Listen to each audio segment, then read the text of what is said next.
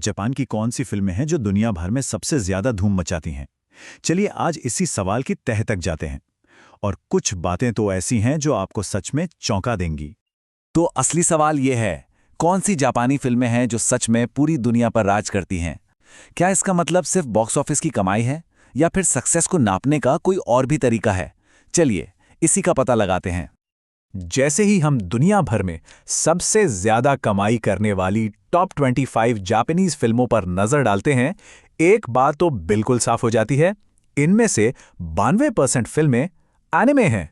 हाँ, बिल्कुल सही सुना, 92%। इससे साफ पता चलता है कि इंटरनेशनल मार्केट में एनिमे का दबदबा कितना कितना जबरदस्त है। तो आज हम कई दिलचस्प पहलुओं पर बात करने वाले हैं। पहले देखेंगे कि एनिमे बॉक्स ऑफिस पर कैसे राज कर रहा है, फिर जानेंगे कि कौन सी फ्रेंचाइजीज हैं जो सबसे सफल हैं और लाइव एक्शन फिल्में कहाँ खड़ी हैं। हम ये भी देखेंगे कि जापान के अंदर और बाहर लोगों की पसंद में क्या फ़र्क है। और हाँ, सक्सेस को नापने का एक बिल्कुल अलग तरीका भी खोजेंगे। और आखिर में जापानी सिनेमा के भविष्य पर भी एक नज़र डालेंगे। तो चलिए शुरू करते हैं एनिमे के जबरदस्त दबदबे के साथ। ये सिर्फ कोई ट्रेंड नहीं है, बल्कि एक ग्लोबल फेनोमेनन बन चुका है। जरा टॉप 5 की लिस्ट देखिए, सारी की सारी फिल्में एनिमे हैं। डीमन स्लेयर की तो दो फिल्में टॉप पर हैं, जिससे पता चलता है कि ये फ्रेंचाइजी कितनी बड़ी हिट है। और इनके साथ हैं योर नेम, स्पिरिटेड अवे और सुजुमे। ये वो फिल्में हैं जिन्होंने दुनिया भर के लोगों का दिल जीता है। और यहीं से हम अपने अगले पॉइंट पर आते हैं, सबसे कामयाब फ्रेंचाइजी।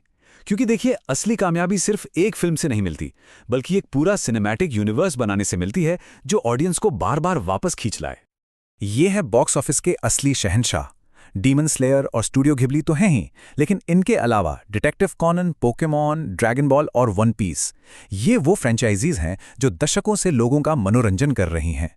ये सिर्फ नाम नहीं है, ये अपने आप में कल्चरल आइकॉन बन चुके हैं। अब एक नंबर पर गौर कीजिए, 7।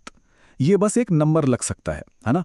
लेकिन ये एक फ्रेंचाइजी की जबरदस्त ताकत के बारे में बहुत बड़ी कहानी बताता है। दुनिया भर में सबसे ज्यादा कमाई करने वाली टॉप 35 जापानी फिल्मों में से 7, जी हां, 7 फिल्में डिटेक्टिव कोनन की हैं। जरा सोचिए, ये इस फ्रेंचाइजी की जबरदस्त कंसिस्टेंसी और पॉपुलैरिटी को दिखाता है। हर साल एक नई फिल्म आती है और हर साल लोग उसे देखने जाते ही जाते हैं। लेकिन कहानी सिर्फ एनिमे तक ही सीमित नहीं है। लाइव एक्शन फिल्में भी अपनी एक अलग और बहुत ज़रूरी जगह रखती हैं, और उनकी अपनी एक अलग ही दास्तां है। ये हैं दुनिया की सबसे सफल लाइव एक्शन जापानी फिल्में।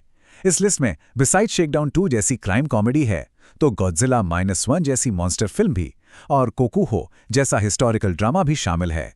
ये दिखाता है कि लाइव एक्शन में भी कितनी वैरायटी है, और इसकी भी ग्लोबल अपील कम नहीं है। अब एक बहुत ही दिलचस्प सवाल, क्या जो फिल्में पूरी दुनिया में हिट होती हैं वो जापान में भी उतनी ही पॉपुलर होती हैं? आइए देखते हैं, क्योंकि यहाँ कहानी में एक छोटा सा ट्विस्ट है। यहाँ हम ग्लोबल कमाई और सिर्फ जापान की कमाई को आमने सामने रख रहे हैं। देख सकते हैं कि रैंकिंग में कितना फर्क है। कुछ फिल्में जो दुनिया भर में टॉप पर हैं, वो जापान में उतनी पसंद नहीं की गई, और इसका उल्टा भी उतना ही सच है। एक बड़ा फर्क देखिए, जापान में क्लासिक फिल्म स्पिरिटेड अवे आज भी योर नेम से ज्यादा कमाई कर चुकी है, और साथ ही बी-साइड शेकडाउन 2 जैसी live action film domestic charts में बहुत ऊपर आती है। इससे ये बिल्कुल साफ हो जाता है कि लोकल ऑडियंस का टेस्ट अक्सर ग्लोबल ऑडियंस से अलग होता है। लेकिन एक मिनट, क्या बॉक्स ऑफिस की कमाई ही सक्सेस का इकलौता पैमाना है? चलिए इस पूरी सोच को ही चैलेंज करते हैं और कामयाबी को एक बिल्कुल अलग नजरिए से देखते हैं। क्या कामयाबी का मतलब सिर्फ पैसा है, या फिर ये ज्यादा मायने रखता है कि कितने लोगों ने उस फिल्म को देखा? ये सवाल पूरी तस्वीर को बदल सकता है। ये बात शायद आपको चौंका दे, लेकिन इतिहास की सबसे ज्यादा देखी गई जापानी फिल्म वो सबसे ज्यादा कमाई करने वाली फिल्मों के लिस्ट में दूर दूर तक कहीं नहीं है। ये एक ऐसी कहानी है जिसे अक्सर अनदेखा कर दिया जाता है। इस नंबर को देखिए, 43 करोड़ 40 लाख से भी ज्यादा। सोचिए जरा, ये किसी एक फिल्म के लिए बेचे गए टिकटों का नंबर है। ये तो कई देशों की पूरी आबादी से भी ज्यादा है। ये अविश्वसनीय नंबर है 1976 की live action film man Hunt का। ये चीन में कल्चरल रेवोल्यूशन के बाद रिलीज होने वाली पहली फॉरेन फिल्म थी, और इसने वहां एक नया इतिहास ही लिख दिया। 40 करोड़ से भी ज्यादा लोगों ने इसे देखा। ये हमें सिखाता है कि कभी-कभी हिस्टोरिकल कॉन्टेक्स्ट कामयाबी की परिभाषा को पूरी तरह से बदल सकता है। तो इन सभी आंकड़ों और कहानियों से हम क्या सीख सकते हैं? चलिए उन कुछ खास बातों को समझते हैं जो जापानी सिनेमा के भविष्य को तय कर रही हैं। तो 4 जरूरी बातें निकलकर आती हैं। पहली, एनिमे ग्लोबल सक्सेस का मेन इंजन है। दूसरी, पावरफुल फ्रेंचाइजी लंबे समय तक हिट्स देती रहती हैं। तीसरी, घर के और बाहर के दर्शकों की पसंद हमेशा एक जैसी नहीं होती, इस बात को समझना जरूरी है।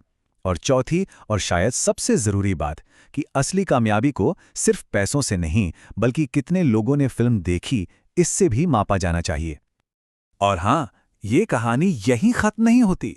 डीमन स्लेयर, इन्फिनिटी कैसल और कोको जैसी नई फिल्में लगातार इन चार्ट्स को बदल रही हैं। ये एक ऐसी दुनिया है जो हमेशा बदलती रहती है, जहां रिकॉर्ड्स टूटने के लिए ही बनते हैं। तो आखिरी सवाल यही उठता है, जापानी बॉक्स ऑफिस का अगला टाइटन कौन होगा? क्या कोई नई एनिमे फ्रेंचाइजी आएगी या कोई ऐसी लाइव एक्शन फिल्म जो सबको चौंका देगी? जो भी हो, भविष्य बहुत ही रोमांचक होने वाला है।